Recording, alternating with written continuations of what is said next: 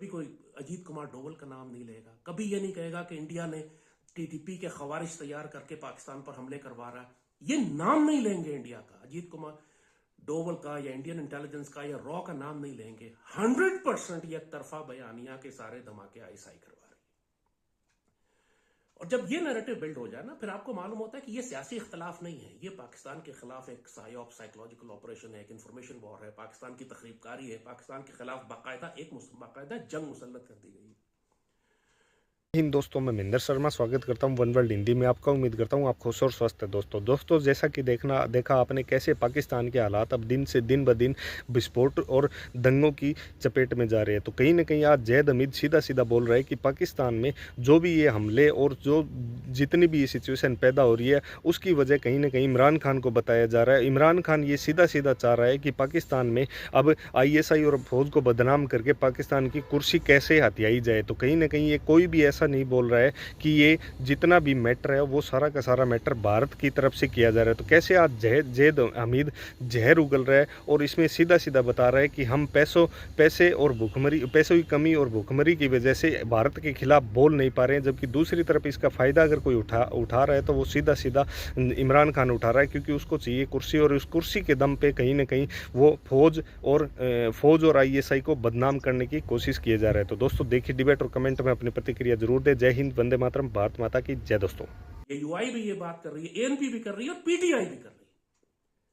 और ये साफ मैं कहूंगा कि इंडिया की जंगी तैयारियां इस वक्त बिल्कुल एज पे इतनी पहुंच चुकी हैं कि पाकिस्तान के अंदर सिर्फ उनको एक चिंगारी चाहिए इस वक्त आग लगाने के लिए और भारतीय फौजें पाकिस्तान में दाखिल हो जाएंगी, जैसे मशरकी पाकिस्तान में था।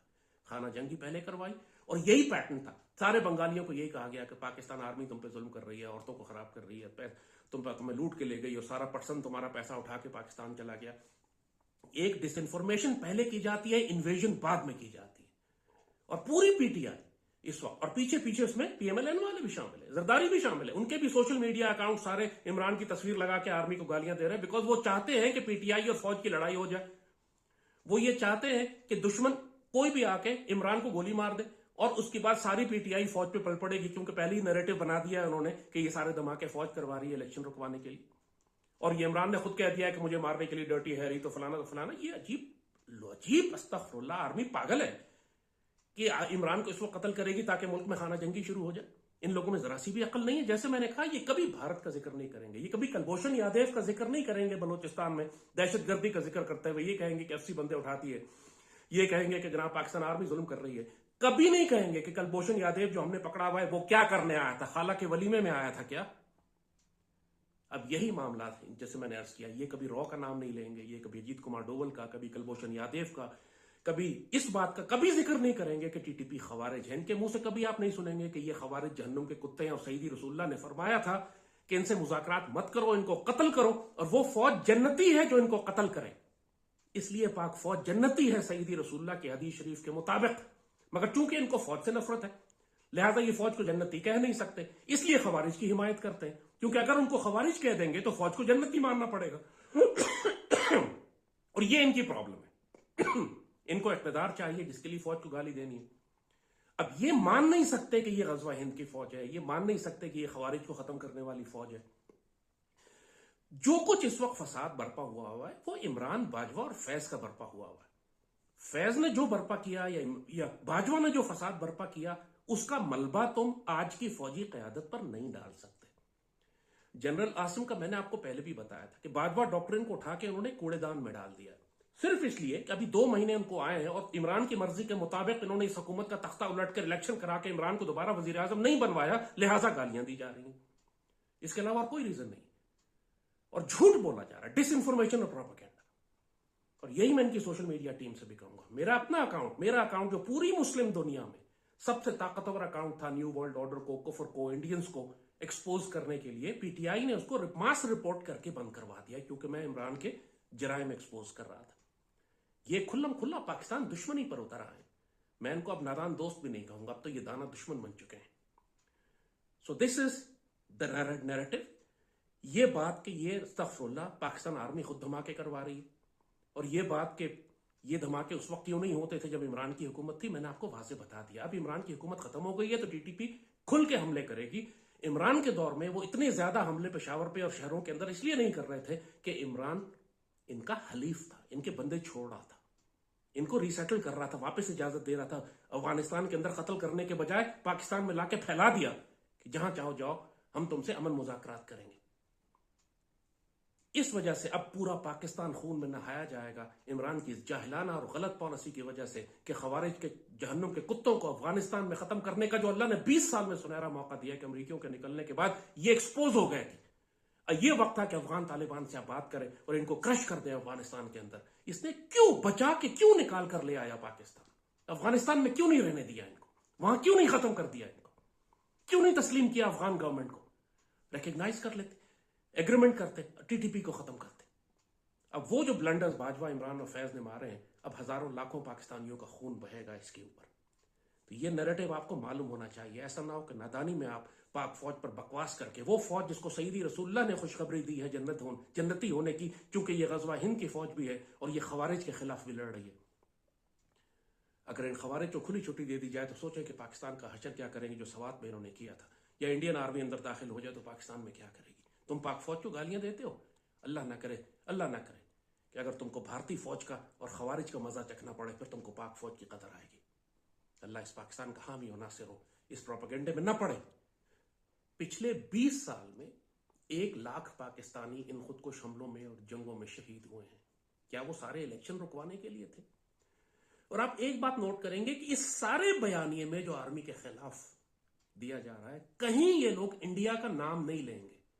ये सारे, ये अजीब बात आपको लगेगी, इनमें से कभी कोई कलभूषण, यानी कभी कोई अजीत कुमार डोवल का नाम नहीं लेगा, कभी ये नहीं कहेगा कि इंडिया ने टीटीपी के खवारिज तैयार करके पाकिस्तान पर हमले करवा रहा है। ये नाम नहीं लेंगे इंडिया का, अजीत कुमार डोवल का या इंडियन इंटेलिजेंस का या रॉ का नाम नहीं लेंगे। 100% ये तरफा बयानिया के सारे धमाके आईएसआई करवा रही है।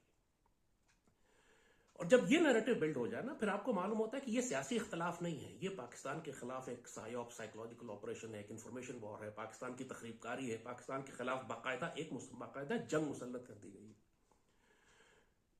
जो धमाके पाकिस्तान में पिछले 20 साल से हो रहे हैं, ये बात इनका कहना तहरीक इंसाफ का कि हमारे जमाने में तो नहीं होते थे, सिवाय झूठ और खुराफात के और कुछ भी नहीं है। पिछले कई साल से, 5, 6, 7 साल से भी, जब से इनकी हुकूमत और बाजवा का दौर था, पाकिस्तान के अंदर शदीद हमले होते रहे हैं। सारी जंग होती रही है इन सारे इलाकों में इन दहशतगर्दों के खिलाफ। आर्मी पे, पुलिस पे हमले होते रहे। थोड़ा सा बैकग्राउंड हम आपको बताते हैं। 2003-04 के आसपास मुत्तहिदा मजलिस अमल की मौलवियों की हुकूमत आई थी सूबे सरहद में, उस वक्त सवात में, सारे सूबे में। और जैसे ही उनकी हुकूमत 2007 में खत्म हुई और अवामी नेशनल पार्टी की हुकूमत आई, फौरन टीटीपी ने सवात में और सूबे में बगावत बर्पा कर दी। अब एमएमए वाले कहें कि जी हमारे दौर में तो कोई दहशतगर्दी नहीं थी, एएनपी वाले आए तो दहशतगर्दी हो गई। इसलिए कि आपने अपने दौर में दहशतगर्दों को लाके पाला था। पूरे सवात में उन दहशतगर्दों को, उनको मोर्चे खोदने और जगहें बनाने की इजाजत दी गई थी। और इसलिए, चूंकि मुत्तहिदा मजलिस अमल उनके हिमायती थे, वहां भी फजलुर रहमान की हुकूमत थी, जमात इस्लामी वाले थे, वो सब के सब टीटीपी के साथ मिले हुए थे, तो उन्होंने बाकायदा आबाद किया उनको लाकर। और जब उनकी हुकूमत खत्म हुई तो एएनपी के जमाने में फिर वो बाकायदा बगावत शुरू हुई सवात की, जिसके बाद पूरा ऑपरेशन करना पड़ा, राह रास्त और राह नजात, और लाखों लोगों को सवात से निकलना पड़ा। वो सिर्फ इसलिए कि मुत्तहिदा मजलिस अमल ने अपने टाइम पीरियड में, अपने 5-6 साल की हुकूमत में, इन दहशतगर्दों को पाल पोस कर बड़ा करके तैयार किया था। एग्जैक्टली यही काम इमरान की हुकूमत ने किया। इनके दौर हुकूमत में सिर्फ तहरीके इंसाफ पर हमले नहीं हुए थे, क्योंकि ये इन जहन्नुम के कुत्तों के हिमायती थे, हलीफ थे, इनसे बातचीत कर रहे थे। इमरान की अभी वीडियोस बहुत सारी सामने आ चुकी हैं जिसमें वो बाकायदा केस लड़ रहा है, आर्गुमेंट बिल्ड कर रहा है। एक तो इतनी शर्मनाक वीडियो है कि इंसान को रोंगटे खड़े हो जाते हैं। कहा कि जी अफगानिस्तान में 30-40 हजार ये दहशतगर्द और उनकी फैमिलीज थी, और अफगानिस्तान में चूंकि पहले एक ऐसी हुकूमत थी जो पाकिस्तान मुखालिफ थी, तो ये दहशतगर्द वहां रहते थे।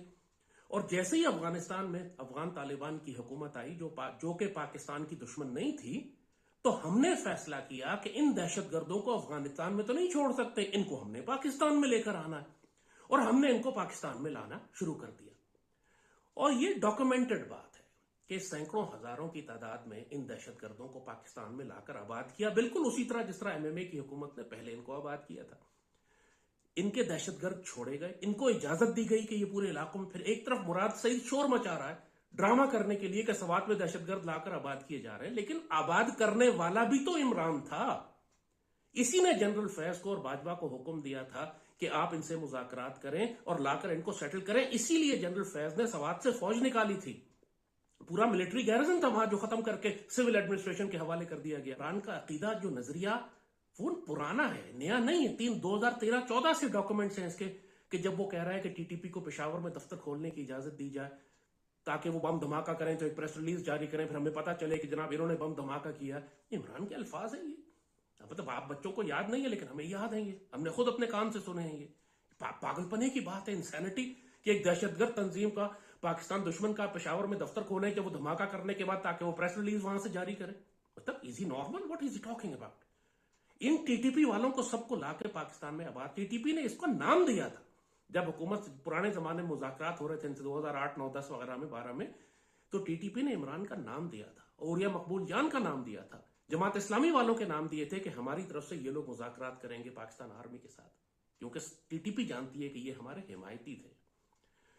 और इमरान खुद एक्नॉलेज कर चुका है, मैं ये इल्जाम नहीं लगा रहा, मैं ये कोई पटवारियों और जियालों का इल्जाम नहीं है, मैं डॉक्यूमेंटेड पाकिस्तान की नेशनल सिक्योरिटी पर बात कर रहा हूं कि इमरान ने खुद एक्नॉलेज किया कि हमने इनसे मुज़ाकरात करके, क्योंकि एक इसने अजीब सा एक मफरूजा पकड़ लिया है कि war is not an option.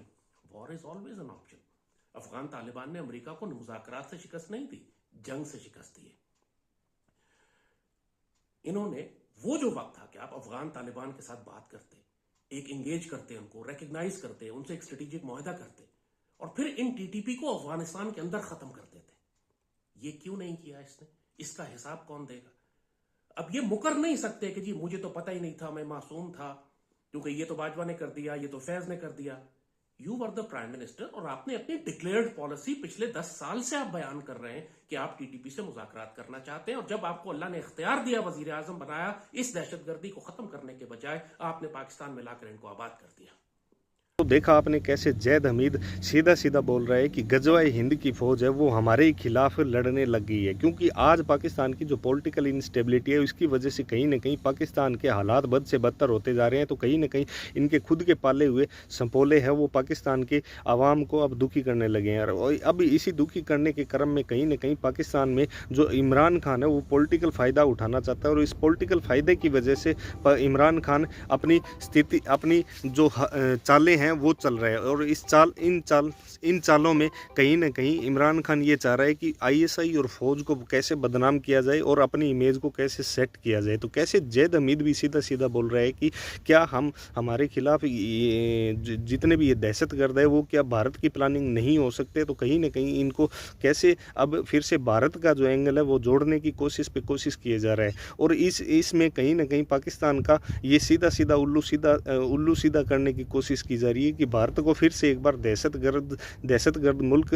साबित करने की कोशिश कैसे करे। तो कैसे ये जैद हमीद गजवाए हिंद पे बोल रहा है, और कैसे पाकिस्तान में इमरान खान अपने पॉलिटिकल हित साधने के लिए आईएसआई और पाकिस्तानी फ़ौज को ही बदनाम करने लगा है। तो दोस्तों एक बार फिर से आपसे रिक्वेस्ट करूँगा, चैनल पर नए हैं तो चैनल को सबसे पहले सब्सक्राइब जरूर करें, लाइक शेयर कमेंट जरूर करें। दोस्तों जय हिंद, वंदे मातरम, भारत माता की जय। दोस्तों।